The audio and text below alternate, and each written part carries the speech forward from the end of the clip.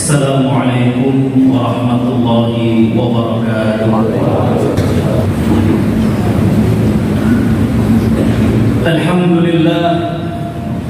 Alhamdulillahilladzi arsala rasulahu bil huda wa dinil haqq liyudhhirahu 'ala ad-din kullihi wa kafa billahi shahida.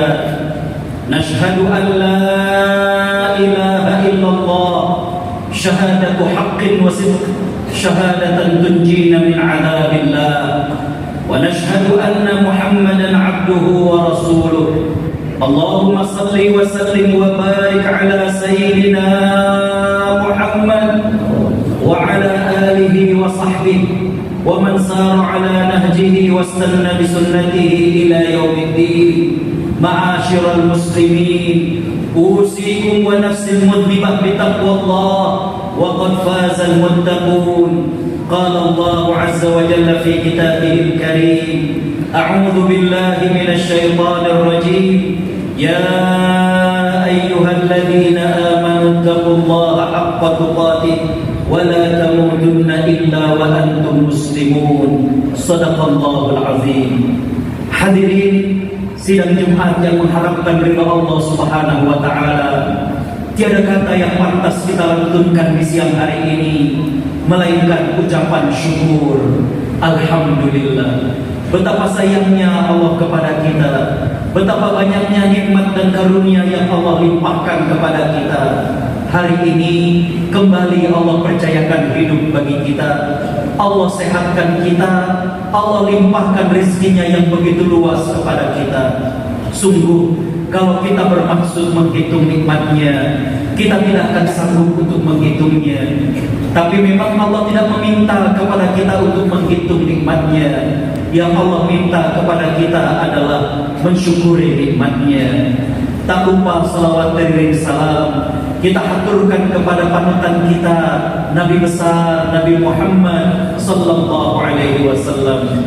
Sosok yang istimewa, kita belum pernah berjumpa dengan beliau, belum pernah bertatap muka dengan beliau, tapi Allah titipkan rasa cinta di hati kita, kerinduan yang begitu mendalam dalam sanubari kita. Kita berharap dan berdoa mudah-mudahan Allah muliakan kita untuk dapat berjumpa dengan beliau dan satu surga dengan beliau di akhirat kelak. Amin ya rabbal alamin. Hadirin sidang Jumat yang dimuliakan Allah Subhanahu wa taala, kecintaan para sahabat Nabi sallallahu alaihi wasallam kepada baginda Nabi Muhammad sallallahu alaihi wasallam tidak diragukan lagi. Bagaimana kita saksikan dalam berbagai riwayat, para sahabat begitu cintanya kepada Nabi SAW. Bahkan salah satu pelayan beliau pernah ditanya oleh Nabi SAW, "Sal ma syi'ta." Coba utarakan apa yang menjadi keinginanmu. Ternyata pelayan beliau ini mengatakan, "As'aluka murafaqatuka fil jannah." Aku memiliki keinginan untuk dapat mendampingi engkau di surga Allah. Nabi kemudian balik bertanya kepada sahabat tersebut, "Aw ghairu dzalik?" Apakah tidak ada keinginan yang lain? Sahabat ini hanya menjawab, "Huwa dzak." Hanya itu yang jadi keinginan. Maka Nabi SAW kemudian mengatakan, "Fa'inni," maka bantulah diriku untuk merealisasikan keinginanmu bikathratis sujud, dengan engkau memperbanyak daripada sholat-sholat sunnah. Lihat bagaimana keinginan daripada pelayan Nabi SAW. Beliau tidak minta dunia, beliau tidak minta yang lainnya, tapi beliau minta untuk bisa mendampingi Nabi SAW. Begitu juga kita saksikan ketika perang Uhud. Saat itu Nabi SAW merapikan sof barisan para sahabat. Ada seorang sahabat yang bernama Sawid al-Ghaziyah, tidak kunjung baris, tidak kunjung rapi barisannya. Nabi yang saat itu memegang sebatang ranting, kemudian memukul perutnya agar rapi barisannya. Ternyata sahabat ini berteriak, "Atas minka ya Rasulullah." Aku minta kisos dari apa yang kau lakukan. Para sahabat yang lain tidak berani menatap bagaimana lancarnya saudara mereka minta kisos dari apa yang dilakukan oleh Nabi. Tapi Nabi dengan tersenyum memberikan ranting tersebut dan beliau bersiap untuk dipukul oleh sahabat tadi. Tapi apa yang terjadi? Ketika suasana mencekam seperti itu, sahabat gak ada yang berani menatap apa yang akan dilakukan oleh sahabat mereka. Ternyata Sawi bukan memukulkan ranting ke perut Nabi SAW, tapi justru dipeluk dan diciumnya Nabi SAW. Beliau mengatakan, ya Rasulullah, bukit Uhud sudah nampak di depan mata. Aku tidak tahu apakah aku akan kembali hidup ataukah aku akan gugur di sana. Tapi seandainya aku syahid di sana, diriku sudah berkesempatan berpelukan dengan dirimu. Subhanallah. Ternyata tidak rapinya beliau itu disengaja agar beliau punya kesempatan terakhir untuk memeluk Nabi SAW. Begitulah cintanya para sahabat. Bahkan ketika para sahabat kembali habis perang Uhud dan terdengar bahwa Nabi Muhammad SAW terbunuh, ada yang mengatakan terluka, ada seorang wanita dengan penuh cemas datang ke pinggiran kota Madinah dan kemudian dia bertanya tentang Nabi SAW. Disampaikan oleh sahabat yang lain bahwa suaminya telah syahid, telah gugur dalam perang. Dia tidak peduli. Dikatakan lagi bahwa putranya gugur dalam perang Uhud, dia tidak pedulikan. Dikatakan lagi bahwa ternyata saudaranya gugur dalam perang Uhud, beliau juga tidak pedulikan. Sampai kemudian beliau berjumpa dengan Nabi SAW dengan mata yang berbinar. Kemudian beliau mengatakan, kullu musibatin ba'daka jalila. Semua musibah yang aku alami, meninggalnya sang suami, gugurnya sang anak, bagaimana syahidnya daripada saudara laki-lakinya, itu semuanya kecil setelah menyaksikan bahwa engkau dalam keadaan hidup dan selamat. Subhanallah. Begitulah cintanya para sahabat. Cinta yang sebenarnya kepada seorang pemimpin yang tidak dibuat-buat dan tidak direkayasa. Bahkan ketika Abu Sufyan saat itu masih lagi kafir, menyiksa seorang sahabat yang bernama Zaid bin Dathinah. Bagaimana di siang hari yang terik beliau dicambuk untuk kemudian keluar dari agama Islam. Kemudian ditanya kepadanya, maukah kalau tempat engkau sekarang ini ditukar oleh Muhammad SAW? Zaid bin Dathinah mengatakan, demi Allah, aku tidak rela kalau tempatku ditukar dengan Nabi Muhammad SAW. Bahkan aku tidak rela beliau terluka, walaupun hanya sekedar duri yang menusuk daripada kakinya.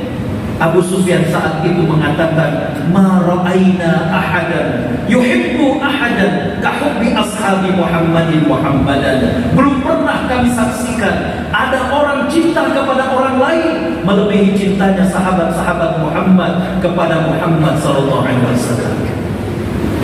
Tapi ada dua hal yang khatib ingin sampaikan. Bagaimana para sahabat bisa cinta bahkan sanggup mengorbankan jiwa mereka kepada Nabi SAW. Setelah khatib amati dalam buku-buku sirah, yang pertama adalah Nabi SAW mampu menyelami jiwa para sahabat sehingga para sahabat kemudian merasa dirinya sangat-sangat diakui oleh Nabi SAW. Diri mereka itu diakui dan dibanggakan oleh Nabi SAW. Mereka merasa diri mereka punya tempat bagi kejayaan Islam dengan ungkapan-ungkapan Nabi SAW. Coba kita perhatikan riwayat-riwayat sahih. Nabi memuji tentang Abu Bakar As-Siddiq. Nabi SAW bersabda, wanita yang paling aku cintai Aisyah, dan laki-laki yang paling aku cintai Abu Bakar. Ini menjadikan Abu Bakar punya tempat tersendiri, merasa dirinya berarti, merasa dirinya dekat dengan Nabi SAW. Begitu juga ketika Nabi memuji Umar bin Khattab, kata Nabi SAW, seandainya ada Nabi setelah diriku, niscaya itu adalah Umar. Tentunya kalimat kalau ini, maka orang-orang Arab mengatakan ini merupakan ungkapan yang tidak akan terjadi, tapi menunjukkan bahwa Umar bin Khattab sedemikian bertakwanya, sedemikian pantasnya. Tapi tentunya tidak mungkin ada Nabi dan Rasul setelah Nabi Muhammad SAW. Ini menjadikan Umar berbangga diri, menjadikan Umar merasa dirinya berarti, menjadikan Umar merasa dekat dengan Nabi SAW. Lihat bagaimana dengan Utsman bin Affan. Nabi SAW mempercayakan putrinya Ruqayyah untuk dinikahi oleh Utsman bin Affan. Ketika Ruqayyah meninggal dunia, Nabi SAW mempercayakan putrinya yang lain Ummu Kulthum untuk dinikahi dengan Utsman bin Affan. Dan ketika Ummu Kulthum meninggal dunia, Nabi SAW bersabda, demi Allah wahai Utsman, seandainya aku punya anak perempuan lagi, niscaya aku nikahkan dengan engkau. Hadirin yang memiliki anak perempuan, bagaimana sayangnya kita kepada putri kita. Kita jaga dia, kita ajak main dia, kita rawat dia, kita jaga kehormatannya. Tentu kita akan mencarikan calon suami yang terbaik. Ketika Utsman bin Affan dikatakan demikian, tentu Utsman merasa terpuji. Beliau merasa dirinya sangat dekat dan berarti di sisi Nabi SAW. Bagaimana ungkapan Nabi terhadap Ali bin Abi Thalib? Nabi SAW mengatakan, ana madinatul ilmi wa aliyun babuha. Aku adalah kotanya ilmu. Bagaimana penuh dengan ilmu, tapi pintu gerbangnya adalah Ali bin Abi Thalib. Tidakkah ini menjadikan Ali dekat? Inilah yang dilakukan oleh Nabi SAW. Bagaimana tidak ada seorang pun dari sahabat, melainkan di mata Nabi SAW memiliki arti dalam perjuangan Islam. Ketika Nabi berbicara tentang Zubair bin Awwam, Nabi SAW mengatakan, likulli nabiyyin hawari wa hawari hadhihi ummah Zubair bin Awwam. Setiap para nabi punya pengikut setia, dan pengikut setia yang ada di nabi ini, di umat ini adalah Zubair bin Awwam. Tidakkah kita lihat ketika Nabi memuji daripada Khalid bin Walid, Nabi mengatakan bahwa dia adalah saifun min suyufillah, dia merupakan salah satu dari pedang Allah Subhanahu wa taala. Maka ketika dalam salah satu peperangan di masa Umar bin Khattab, Umar kemudian menuliskan surat bahwa beliau kemudian diturunkan dari komandan menjadi prajurit biasa. Khalid bin Walid tidak masalah. Mengapa? Karena dia tetap bangga dirinya merupakan pedang Allah Subhanahu wa taala yang berperang karena Allah dan bukan karena Umar bin Khattab. Inilah kita lihat bagaimana Nabi SAW memiliki akhlak yang luar biasa, mampu untuk melihat bagaimanakah potensi dari para sahabat, memuji mereka, menjadikan mereka berarti dan menjadikan mereka dekat dengan Nabi SAW. Sungguh pantas Allah kemudian memuji kepada Nabi Muhammad SAW. A'udzu billahi minasyaitonir rajim. Wa innaka la'ala khuluqin azim. Sungguh engkau, hai Muhammad, adalah orang yang memiliki akhlak yang mulia. Hadirin sidang Jumat yang dimuliakan Allah Subhanahu wa taala, Nabi SAW bersabda, sesungguhnya pada hari Jumat ada suatu waktu yang Allah kabulkan doa seorang hamba, dan kita berharap waktu itu adalah pada saat ini. Barakallahu li wa lakum wa nafa'ni wa iyyakum bima fihi minal ayati wa dzikril hakim wa taqabbal minni tilawatahu innahu huwal ghafurur rahim. Allahumma salli ala sayyidina Muhammad wa ala ali sayyidina Muhammad.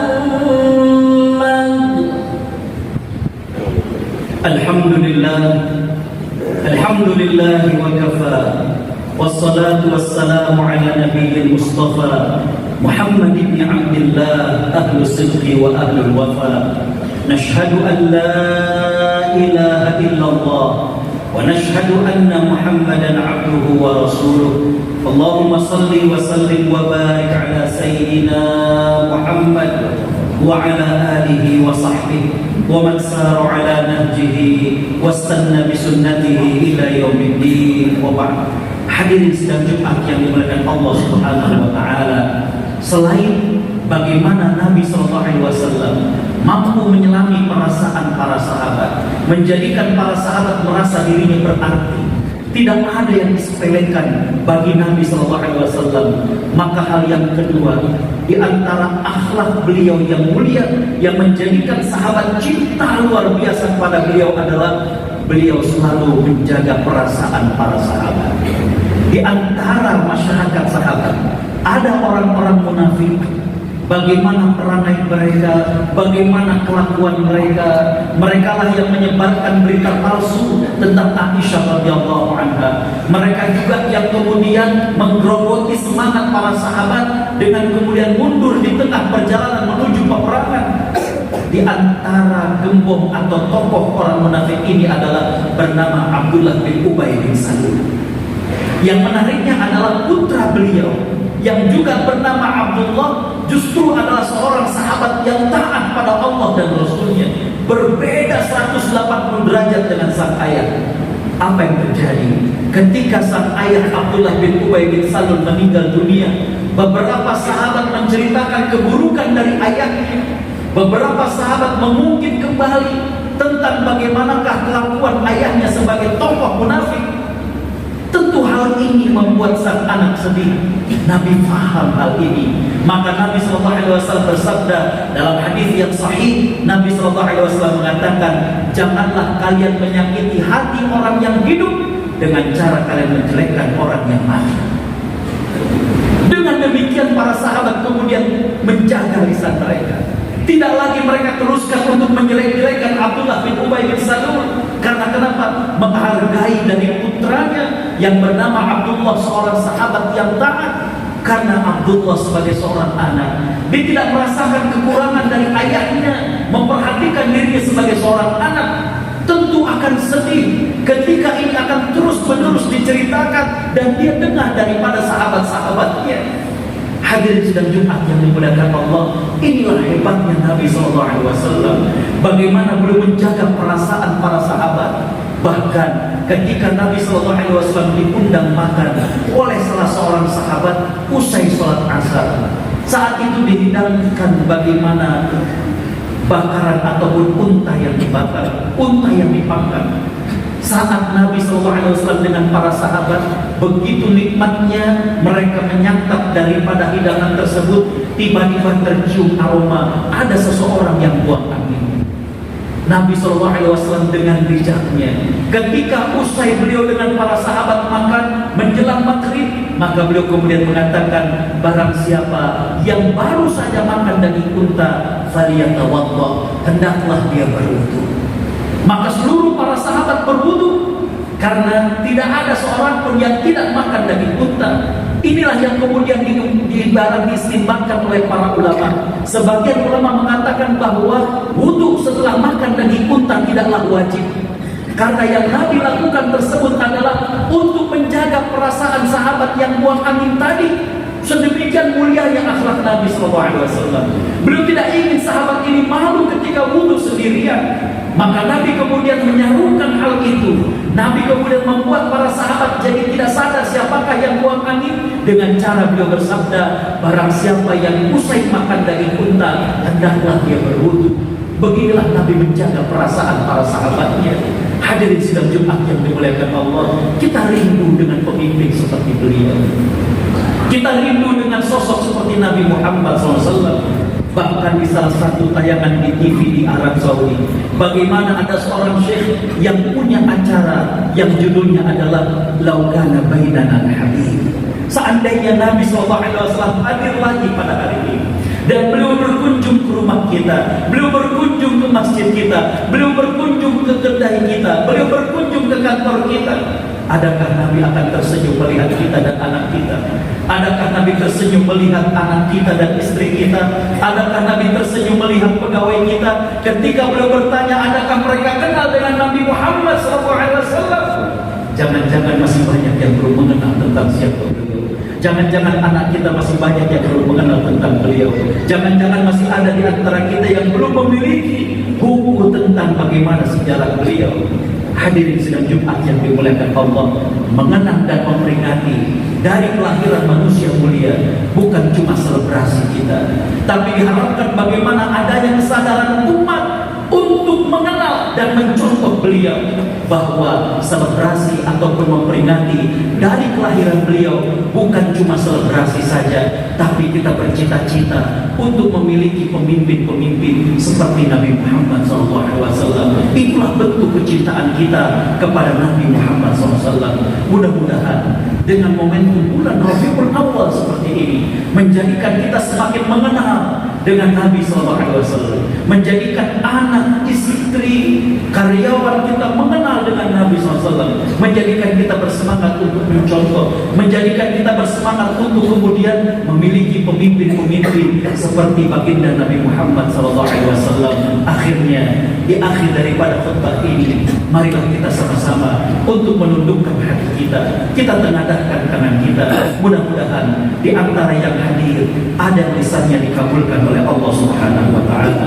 Bismillahirrahmanirrahim. Alhamdulillahi rabbil alamin, hamdan syakirin, hamdan na'imin, hamdan yuwafi ni'amahu wa yukafi'u mazidah. Ya Rabbana lakal hamdu wa lakal syukru kama yanbaghi li jalali wajhika wa 'azimi sultanik. Allahumma shalli ala sayyidina Muhammad wa ala alihi wa sahbihi ajma'in. Rabbana zalamna anfusana wa in lam taghfir lana wa tarhamna lanakunanna minal khasirin. Allahumma ya Allah, kami semua yang hadir di masjid ini seluruhnya bersimpuh di hadapan dengan mengakui segala nikmat yang pernah Kau beri pada kami. Kau masih berikan kami kesempatan hidup, Kau masih berikan kami kesehatan, Kau lapangkan rezeki bagi kami. Ya Allah, kami juga yang hadir di masjid ini seluruhnya bersimpuh di hadapan-Mu dengan mengakui masih banyak khilaf dan dosa kami. Ampuni mata kami yang terkadang masih berat untuk membaca firman-firman-Mu. Ampuni mata kami yang terkadang masih melihat hal yang Kau harapkan bagi kami. Ampuni lisan kami yang terkadang masih berdusta, kadang masih menggunjing. Ampuni lisan kami yang terkadang lupa menyisipkan doa untuk ibu dan ayah kami, padahal mereka dulu tidak pernah melupakan kami. Ampuni kaki kami yang terkadang berat untuk datang ke masjid, yang terkadang berat untuk bersilaturahim, yang sudah lama tidak mengunjungi ibu dan ayah kami, yang sudah lama tidak mengunjungi makam orang tua kami. Allah ya Allah, di hari yang mulia ini, di bulan yang mulia ini, izinkan kami memohon ampuni dan sayangi seorang wanita yang 9 bulan kami berada dalam rahimnya. Ampuni seorang wanita yang telah membesarkan kami dengan penuh cinta. Dia adalah ibu kami. Beliau sudah semakin tua, memutih rambutnya, keriput di wajahnya. Ampuni seorang laki-laki yang kami belajar bertanggung jawab daripadanya, kami belajar ketegasan daripadanya. Dia adalah ayah kami. Ampuni dan sayangi keduanya. Maafkan kami yang belum sempat bakti kepada mereka. Ampuni kami yang pernah meninggikan suara di hadapan mereka. Ampuni kami yang pernah membantah kata-kata mereka. Ampuni kami yang pernah membuat mereka menangis. Kepada ibu dan ayah kami yang sudah meninggal dunia, ampuni dosa mereka, lapangkan alam kuburnya, pertemukan kami kembali dengan mereka di surga. Ya Allah, sekiranya Kau memberikan kami pendamping hidup, berikanlah kami pendamping hidup yang kekal hingga ke surga. Lahirkan dari rahim istri kami anak-anak yang soleh dan solehah. Jaga akidah dan akhlak anak-anak kami. Jadikan anak-anak kami para penegak-penegak sholat. Jadikan anak-anak kami gemar membaca Al-Quran, anak-anak yang gemar menghafal Al-Quran, anak-anak yang taat padamu dan berbakti pada orang tuanya. Ya Allah, kami semua cinta dengan Nabi-Mu Nabi Muhammad SAW. Muliakan kami untuk dapat menatap wajah beliau, muliakan kami untuk berada satu surga dengan beliau. Ya Allah, kami rindu pemimpin seperti beliau. Berikanlah kami pemimpin yang takut padamu dan sayang pada kami. Jangan karena dosa dan aib kami lalu Kau timpahkan kepada kami pemimpin yang tidak takut padamu dan tidak sayang pada kami. Ampuni dosa-dosa kami. Kami khawatir dengan anak cucu kami. Ya Allah, berikan kami pemimpin yang adil, yang kami nyaman beribadah kepada mereka, kepadamu dengan kepemimpinan mereka. Rabbana atina fid dunya hasanah wa fil akhirati hasanah wa qina adzabannar wa bi fadli subhana rabbika rabbil izzati amma yasifun wa salamun ala al-mursalin walhamdulillahi rabbil alamin. Ibadallah, innallaha ya'muru bil 'adli wal ihsan wa ita'i dzil qurba wa yanha 'anil fahsya'i wal munkari wal baghi ya'idukum la'allakum tadhakkarun. Udhkurullaha yadhkurkum wa la dzikrullahi akbar wa aqimis shalah.